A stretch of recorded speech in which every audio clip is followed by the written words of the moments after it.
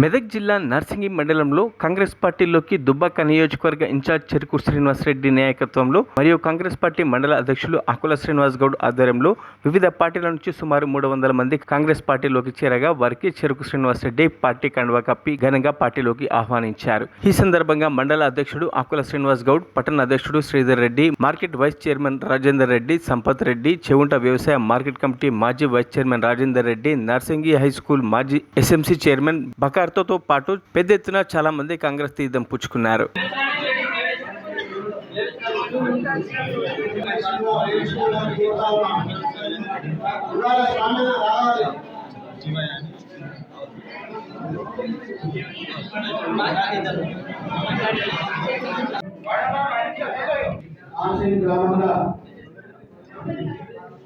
Congress party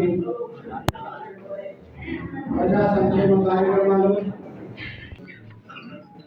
ముఖ్య పాత్ర పోషించిన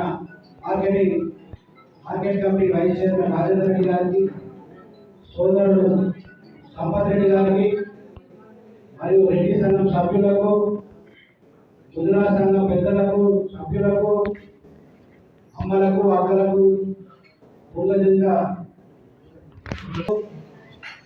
కాపు ముద్రా సంఘం అందరూ పేరు పేరున మరియు ముఖ్యంగా మండల కాంగ్రెస్ పార్టీ నాయకులు, మైనార్టీ నాయకులకు అందరికీ నా యొక్క నమస్కారాలు, అభినందనలు. చేసిన అభివృద్ధి కార్యక్రమాలు ఉన్నాయి. గత 10 సంవత్సరాలు 9 సంవత్సరాల నుంచి ఇక్కడ ఏ ఒక్క అభివృద్ధి కార్యక్రమం జరగలేదు. మళ్ళీ కాంగ్రెస్ పార్టీ అధికారంలోకి వచ్చిన తర్వాత ఈ ఒక 2 నెలల్లోనే నార్సింగ్ గ్రామానికి 1 కోటి రూపాయల పైచిలకు